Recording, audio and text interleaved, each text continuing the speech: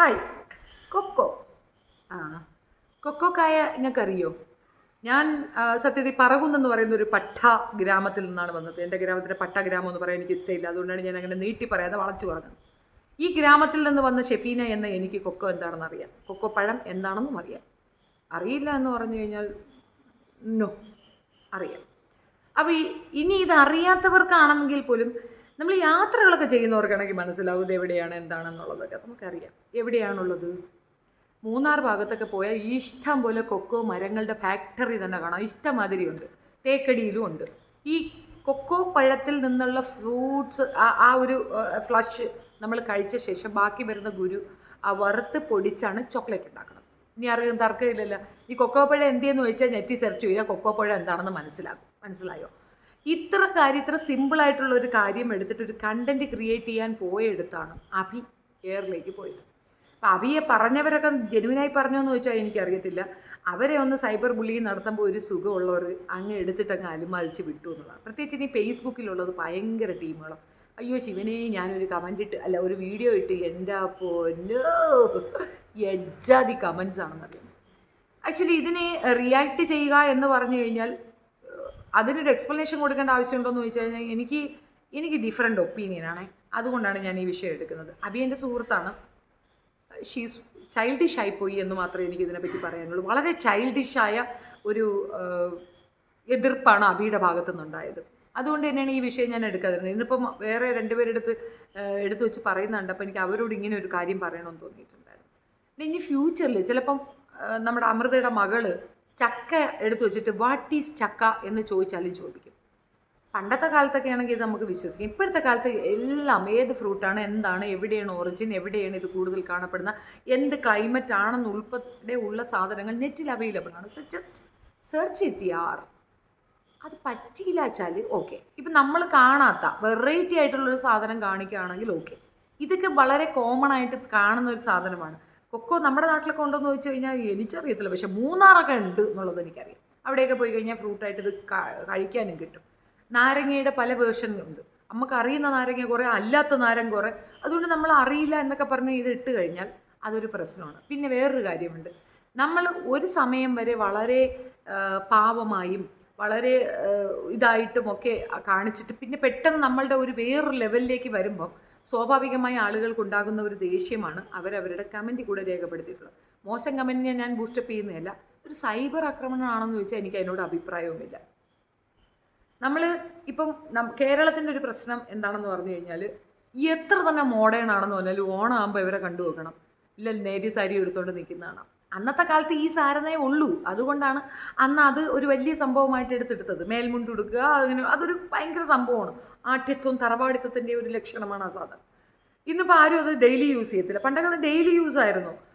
ഇപ്പോൾ നമ്മൾ ഓണത്തിന് അങ്ങനെ നിൽക്കും. അതായത് അത് പറഞ്ഞതിൻ്റെ അർത്ഥം എന്ന് പറഞ്ഞാൽ നമ്മുടെ കേരളക്കരയ്ക്ക് ഒരു പ്രത്യേകതയുണ്ട്. നമ്മളിപ്പോൾ എന്ത് മോഡേൺ ആണെന്ന് പറഞ്ഞാൽ കോട്ട് സൂട്ട് എന്തിട്ട് കഴിഞ്ഞാലും മുണ്ട് എടുത്തുകൊണ്ട് വരുന്നവനെ കാണുമ്പോൾ നമ്മളൊരു ഭയങ്കര ലുക്കാണ്, ഒരു നോട്ടൊക്കെ നമ്മളത് നോക്കും ഇല്ലേ? അതെന്താണെന്ന് അറിയാം. നമ്മുടെ ഉള്ളിൽ ആ പഴമയെ നമ്മൾ ഒരുപാട് ചേർത്ത് പിടിക്കുന്നുണ്ട്. ആ പഴമയെ നമ്മൾ ഇഷ്ടപ്പെടുന്നുണ്ട്. അതാണ് അതിൻ്റെ കാര്യം. ഈ കുട്ടികളെ കാണാൻ സംശയിക്കാൻ വേണ്ടി നിങ്ങൾ ഇതിലൊക്കെ കണ്ടിട്ടുണ്ട്, ഞാൻ നേരിട്ട് കണ്ടിട്ടുണ്ട്. ഈശോ ഭയങ്കര സുന്ദരിയാണ്. അതിൽ അഭിയെ പറയാനും പാടില്ല, ഭയങ്കര സുന്ദരിയാണ്. പക്ഷെ അഭി ചിലപ്പം അവൾ എറണാകുളം സൈഡിൽ അല്ലെങ്കിൽ ആ ഒരു സിറ്റി ഇതിലെ ആൾക്കാരുമായിട്ടൊക്കെ ഇടപഴകുന്നത് കൊണ്ടായിരിക്കാം കുറച്ചുകൂടെ എന്താ പറയണേ ഹൈടെക് ആണ് അവളുടെ സംസാര രീതിയും അതേപോലെ തന്നെയാണ്. അപ്പോൾ അവർക്ക് അവരുടെ ഒരു ജീവിത സാഹചര്യം വെച്ച് അവരങ്ങനെ സംസാരിക്കാൻ തുടങ്ങിയിരിക്കുന്നു. പക്ഷേ ഈ ഒരു സീസൺ 6 ഏതോ ഒരു ഇതിനകത്ത് പാട്ടുകാരിയായിട്ടാണ് അമൃത വന്നിട്ടുള്ളത്. അന്ന് അവർ കാണിച്ച ഒരു വേർഷൻ അത് ഒരുപാട് സിമ്പതി നേടിയിരുന്നു. അതിൻ്റെ ആ സിമ്പതിയുടെ ആഫ്റ്റർ എഫക്റ്റാണ് അവർക്ക് ആ കപ്പ് കിട്ടിയെന്നൊരു ധാരണ പൊതുസമൂഹത്തിനുണ്ട്. അത് വെച്ചാണ് അവരെ ഇപ്പോഴും കാൽക്കുലേറ്റ് ചെയ്യുന്നത്. കാലം കഴിഞ്ഞില്ലേടേ. അന്നത്തെ അവസ്ഥ വേറെ, ഇന്നത്തെ അവസ്ഥ വേറെ. അപ്പോൾ അവസ്ഥയ്ക്കനുസരിച്ച് അവർ ചേഞ്ചസ് ആകുന്നു എന്നുള്ളത് വസ്തുത.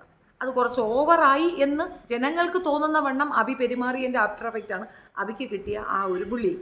അത് സൈബർ ബുള്ളിങ് ആണെന്ന് വെച്ചാൽ എനിക്ക് സത്യത്തിൽ ഇങ്ങനെയുള്ള സൈബർ ബുള്ളിങ് കാണുമ്പോൾ ചിരി വരും. അഭി ഷുഡ് റിയാക്ടിനെ അനദർ മാനറിൽ വേണം ചെയ്യേണ്ടിയിരുന്നത്. ഒന്നാമത്തെ കാര്യം, ഇപ്പോൾ തക്കാളി എടുത്ത് വെച്ചിട്ട് ഇതെന്ത് ഫ്രൂട്ടാണെന്ന് ചോദിച്ചു കഴിഞ്ഞാൽ ഉറപ്പിച്ചോ നമ്മൾ ബഹിരാകാശത്തേക്ക് പോകും. തക്കാളി ഫ്രൂട്ട് അറിയാൻ പാടില്ല. അത് നമ്മുടെ അഹങ്കാരം കൊണ്ടാണെന്ന് നോർമലി അങ്ങനെ വരും. അപ്പം അതുപോലെ ഒരു ടേമാണ്. ഈ ഒരു സാധനം അറിയാത്തവരായിട്ട് ആരും ഇല്ല എന്നൊരു തോന്നൽ പൊതുസമൂഹത്തിലുണ്ട്. പ്രത്യേകിച്ച് നാട്ടിൻപുറത്തുള്ള ഒരു കുട്ടി, പിന്നെ ഇതുപോലുള്ള ചുറ്റി സഞ്ചാരമൊക്കെ നിങ്ങൾ വീഡിയോ എടുത്തിടുന്നുണ്ട്. ഇവർ എല്ലാമൊക്കെ വീഡിയോ ഇടുന്ന ആൾക്കാരാണ്. അപ്പോൾ ഇത്രയൊക്കെ രാജ്യങ്ങൾ സന്ദർശിക്കുന്നവർക്ക് ഈ പറയുന്ന ഒരു GK പോലും ഇല്ല. ഇത് GK ആണ്, അഫ്കോഴ്സ് ഇതൊരു GK ആണ്. കാരണം ചോക്ലേറ്റ് ഉണ്ടാക്കുന്നത് എന്തിൽ നിന്നാണ് എന്ന് അറിയുന്നത് ഒരു GK അല്ലേ. അപ്പോൾ ആ GK പോലും ഇല്ലേ. അപ്പോൾ അത് ഒരുമാതിരി കുറച്ച് SP ലെവലിലേക്ക് പോയി എന്നുള്ളത് എല്ലാവർക്കും തോന്നിക്കാണും. ആസ് യൂഷ്വലി ഞാൻ തുറന്നു പറയുന്നു, എൻ്റെ സുഹൃത്തൊക്കെ ആണെങ്കിൽ പോലും എനിക്കും അങ്ങനെ ഒരു ഫീലിംഗ് ഉണ്ടായിരുന്നു. അപ്പോൾ അതാണ് അവിടെ കമൻസിൽ വന്നത്. അതൊരു ഭയങ്കര ഹൈലൈറ്റ് ചെയ്തെടുത്ത് വീണ്ടും പരാതി വരുമ്പോൾ വീണ്ടും കുറച്ചുകൂടെ എയറിലേക്ക് പോകുന്നതിനപ്പുറം ഇഗ്നോർ ഇറ്റ് യാർ. ഇപ്പം നിങ്ങൾ പറഞ്ഞ ഒരു മിസ്റ്റേക്കിനെയാണ് അവർ ഹൈലൈറ്റ് ചെയ്യുന്നതെങ്കിൽ ആ മിസ്റ്റേക്കിനെ അങ്ങോട്ട് ഇഗ്നോർ ചെയ്ത പ്രശ്നം കഴിഞ്ഞില്ലേ. ഇത് മിസ്റ്റേക്കാണെന്ന് നിങ്ങൾക്ക് ഫീൽ ചെയ്താൽ മാത്രം, അല്ലെങ്കിൽ ഒന്നുമില്ല. നമ്മൾ ഇവിടെ കഴിക്കുന്ന പഴങ്ങൾ ഒരുപാട് പഴങ്ങളുണ്ട്. ഞാലിപ്പൂവൻ, പാളയംകോടൻ, അങ്ങനെ ഒരുപാട് വെറൈറ്റി പീസ് ഓഫ് പഴങ്ങൾ ഹിയർ അവൈലബിൾ ആണ്. വേറൊരു സ്ഥലത്ത് പോകുമ്പോൾ വേറെ ലെവലാണ്. അതും എടുത്തു വെച്ചിട്ട് ദിസ് പഴം എന്ന് വെച്ച് കഴിഞ്ഞാൽ ആളുകൾ ചിരിക്കും. അതൊരു ഫാക്റ്റാണ്. That's it. അപ്പോൾ ഇതിനകത്ത് അബികൊച്ചിന് വിഷമമൊന്നും തോന്നണ്ട, ഞാൻ കണ്ടത് പറഞ്ഞു എന്നേ ഉള്ളൂ. ഇതൊരു സൈബർ ബുള്ളിങ് ആയിട്ടൊന്നും എടുക്കണ്ട. ഇതിനേക്കാൾ വൾഗറായിട്ടുള്ള സൈബർ ബുള്ളിങ് ഇവിടെ അനുഭവിക്കുന്നുണ്ട്. ഇപ്പോൾ സ്മാൾ സംഗതികളിലൊക്കെ നമ്മൾ ഹൈലൈറ്റ് ചെയ്യുമ്പോൾ നമുക്ക് ആപ്റ്റ് ആയിട്ടുള്ള ഒരു സീരിയസ് ആയിട്ടൊരു മാറ്ററിൽ ഈ ബുള്ളിങ് നേരിടുമ്പോൾ ആളുകൾ അതിൻ്റെ സീരിയസ്നെസ് വിട്ടുപോകും. എവറി ടൈം ഇരവാദം നല്ലതല്ല. ഇത്തരം കാര്യങ്ങളിലൊക്കെ റിയാക്ട് ചെയ്യാനും കൂടെ പഠിക്കണം. കമൻറ്റ് ബോക്സ് ഓഫ് ചെയ്യണം. അവിടെ കിടന്ന് പറയട്ടെ എന്ന് വയ്ക്കണം. Ignore it. നമ്മൾ പറയുന്ന ഒരു ഇമ്പോർട്ടൻ്റ് സാധനം അത് ആപ്റ്റായിട്ട് എടുക്കുന്നതിന് പകരം അതിനെതിരെ സൈബർ ബുള്ളിങ് ഉണ്ടായാൽ ഷുഡ് റിയാക്ട്. സ്ത്രീകൾ എന്ന് പറയുമ്പോൾ വളരെ രീതിയിൽ ഡീഗ്രേഡ് ചെയ്യപ്പെടുകയും ഇകഴ്ത്തപ്പെടുകയും ഒക്കെ ചെയ്യുന്നത് അവരുടെ ലിംഗം വെച്ചിട്ട് ആ അടിസ്ഥാനത്തിലുള്ള തെറികൾ പറഞ്ഞിട്ടാണ്. അത്തരക്കാരെ റെസ്ട്രിക്റ്റ് ചെയ്യാനുള്ള ഓപ്ഷൻസ് ഉണ്ട്. അത്ര പോലും വിവരമില്ല എന്നുണ്ടെങ്കിൽ ഇത്തരം മീഡിയാസ് ഉപയോഗിക്കാതിരിക്കാൻ ശ്രമിക്കണം. മനസ്സിലായോ? അല്ലാണ്ട് നമ്മൾ ഏത് നേരം ഏരവാദം പറഞ്ഞുകൊണ്ടിരിക്കുന്നത്. പൊതുജനം പലവിധമാണ്. എനിക്കൊക്കെ വരുന്ന സൈബർ ബുള്ളിങ് കണ്ട നാളെ രാവിലെ എഴുന്നേറ്റ് സൂയിസൈഡ് ചെയ്യും. ഇന്നിപ്പോൾ രാത്രി ചെയ്യത്തില്ല, രാവിലെ ചെയ്യുള്ളൂ. അങ്ങനെയല്ല. പലതും പറയും, പല കോലവും പറയും. അത് അവരുടെ ബോധ നിലവാരം, അവരുടെ സംസ്കാരം, അവർ വളർന്ന സാഹചര്യം, അവരുടെ വീട്ടിലെ സ്ത്രീകൾക്ക് അവർ കൊടുക്കുന്ന പരിഗണന, അങ്ങനെയാണ് നമ്മളതിനെ ഇഗ്നോർ ചെയ്യേണ്ടത്. അല്ലാതെ അതൊരു വലിയ സംഭവമാക്കി എടുത്തു വെച്ചിട്ട് അതിനെപ്പറ്റി ഒരിക്കലും ശരിയായൊരു നടപടിയല്ല. പിന്നെ ഒരാൾ എന്നും താഴേക്കിടെ കിടക്കണമെന്ന് വെച്ചാൽ എനിക്ക് അതിനോട് അഭിപ്രായമില്ല. നിങ്ങളുടെ പിന്നെ വെൽത്തിൻ്റെ ബേസിൽ നിങ്ങളെ ഒന്ന് കാറ്റഗറൈസ് ചെയ്യുന്നുണ്ട്, എനിക്ക് യോജിപ്പില്ല. പക്ഷെ നമ്മൾ കാണിക്കേണ്ട ചില മിതത്വ മര്യാദകളുണ്ട്. അതില്ലാതെ വരുമ്പോൾ പലരും പല രീതിയിൽ നമ്മൾ പറയും. ഇപ്പം നന്ദന അത് കുറച്ചുകൂടെയൊക്കെ വന്ന് ഡെവലപ്പായി ഒന്ന് നല്ല രീതിയിൽ നടക്കുന്നുണ്ട്.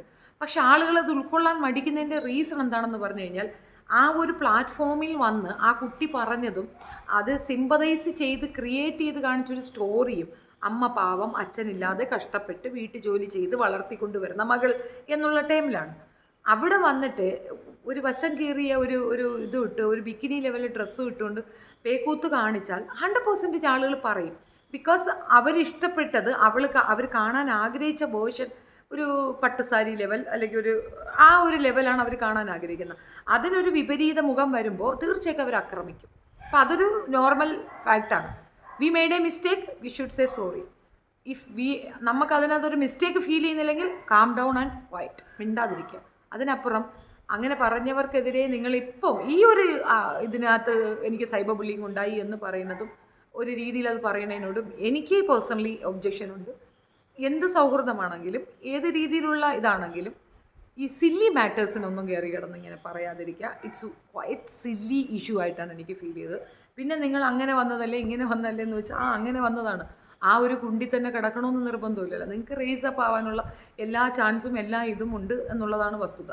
നമ്മുടെയൊക്കെ എൻ്റെയൊക്കെ ഒരവസ്ഥ എന്തെന്ന് പറഞ്ഞു കഴിഞ്ഞാൽ വീട്ടിൽ അമ്മയ്ക്കും അച്ഛനും ജോലി ഉണ്ടായിരുന്നു. ആൻഡ് ഞങ്ങളൊക്കെ എല്ലാം മിക്കവാറും സിറ്റികളിലൊക്കെ തന്നെയാണ് നമ്മൾ താമസിച്ചിട്ടുമൊക്കെ ഉണ്ടായിരുന്നത്. ബട്ട് അതൊന്നും നമ്മളെ എഫക്റ്റ് ചെയ്യത്തില്ല. എന്തുകൊണ്ട് എഫക്റ്റ് ചെയ്യില്ലെന്ന് വെച്ച് കഴിഞ്ഞാൽ ബേസിക്കലി നമ്മൾ ആ നാട്ടും പുറത്തുകാർ തന്നെയാണ്. അതൊന്നും മാറ്റമൊന്നുമില്ല. അത് നമ്മുടെ കൂടെ അത് വരും. അതൊരു തരം സംസ്കാരമാണ്, നമ്മുടെ കൂടെ ഇങ്ങനെ വരുന്നൊരു സംസ്കാരം. അപ്പോൾ അതിൽ ഉറച്ചു നിൽക്കുക എന്നുള്ളതാണ്. ഇതൊന്നും അഡ്വൈസ് ഒന്നുമല്ല. നിങ്ങൾക്കത് ഹേർട്ട് ചെയ്യുമെന്ന് എനിക്കറിയാം. ബിക്കോസ് ഞാൻ തിരിച്ചു പറയുമ്പോൾ നിങ്ങൾക്കൊരു ടെൻഷൻ ഉണ്ടാകും. പക്ഷേ എനിക്ക് കണ്ട കാര്യം പറയണമെന്ന് തോന്നി. തീർച്ചയായിട്ടും അത് അങ്ങനെ ഒരു പ്രഹസനത്തിൻ്റെ ആവശ്യം ഉണ്ടായിരുന്നു. കുട്ടി അറിയത്തില്ല എന്ന് പറയണമെങ്കിൽ ആ ഹോട്ടൽ ഉടമയോട് ചോദിച്ചു കഴിഞ്ഞാൽ പ്രശ്നം കഴിഞ്ഞില്ലേ.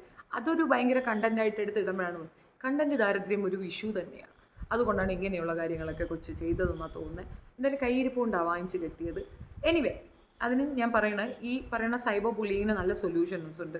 ഒന്നാമത്തെ കാര്യം ഇഗ്നോർ ചെയ്യുക. എല്ലാവരും ചോദിക്കുന്ന ഒരു ചോദ്യമാണ്, how you are overcoming from that. ഞാനിങ്ങനെയാണ്, ഇഗ്നോർ ചെയ്യുക മാൻ, ഇഗ്നോർ ചെയ്യുക എന്നുള്ളതാണ് ഏറ്റവും നല്ല പരിപാടി. നമുക്ക് അതിനകത്ത് ഓപ്ഷൻസ് ഉണ്ട്. കമൻറ്റ് ബോക്സ് അടച്ചു വയ്ക്കുക. എനിക്കാണെങ്കിൽ തമാശയാണ്, ഞാൻ ഫേസ്ബുക്കിൽ ഇത് ഓപ്പൺ ചെയ്ത് വയ്ക്കും, ഇഷ്ടം പോലെ പറഞ്ഞോളാം പറയും. ഇവന്മാർ എത്രത്തോളം കമൻറ്റ് ഇടുന്നു അത്രത്തോളം റീച്ച് ആവും. റീച്ചാണ് ഉദ്ദേശമെങ്കിൽ അതാണ് നല്ലത്. ആപ്പിട്ട കടന്ന് പറഞ്ഞോട്ടെ എന്ന് വെക്കണം. എൻ്റെ ഒരു കമൻറ്റ് ഉണ്ട്, അതായത് സുരേഷ് ഗോപിക്കെതിരെ അടിമ ഗോപി എന്ന് പറഞ്ഞ് ഞാൻ ഒരു വീഡിയോ ചെയ്തിട്ടുണ്ട്. എൻ്റെ മോളെ ഇടയ്ക്ക് വെച്ച് അത് എടുത്ത് വെച്ചൊന്ന് നോക്കണം. Be strong and show the world that I am strong. ചുമ്മാ എഴുതി കാണിച്ചിട്ട് ക്യാപ്ഷനിലോ ഡിസ്ക്രിപ്ഷനിലോ കൊടുത്തിട്ട് കാര്യമില്ല. സ്ട്രോങ് ആണെന്ന് കാണിക്കുക തന്നെ വേണം. ഇത്തരം സില്ലി മാറ്റേഴ്സിന് ആരെങ്കിലുമൊക്കെ ഏറി കയറ്റാൻ വന്നാൽ നീ ഏറിപ്പോടാ എന്ന് പറയാനുള്ള ഗട്ട്സ് നമുക്കുണ്ടാകണം. നമ്മളെ കണ്ട് നമ്മൾ റോൾ മോഡലാക്കി മുന്നോട്ട് വരാൻ ഒരു കുട്ടി വരുന്നുണ്ട്. അവൾക്ക് നമ്മൾ ശരിക്കുള്ള മാതൃകയാണ് കാണിക്കേണ്ടത്. ആക്രത്തരൊക്കെ പറയാൻ എന്തെല്ലാം പറയണം, എന്തെല്ലാം ആളുകൾ കണ്ടന്റിന് വേണ്ടി തേടിയലയുന്നൊരു അവസരമാണ്. അപ്പോൾ ആ സമയത്ത് ഇതിനപ്പുറമൊക്കെ ഉണ്ടാവും. സ്റ്റേ സ്ട്രോങ്, നന്നായിരിക്കട്ടെ, നല്ലത് വരട്ടെ.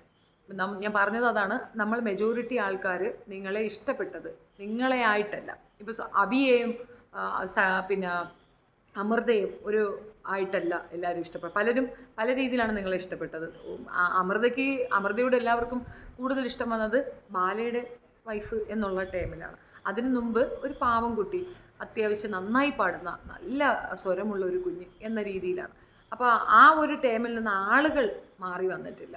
അപ്പം അതിന് നമുക്ക് കുറച്ച് തന്നടക്കത്തിൻ്റെ ആവശ്യമുണ്ട് എന്നാണ് ഞാൻ മനസ്സിലാക്കുന്നത്. It's my personal opinion.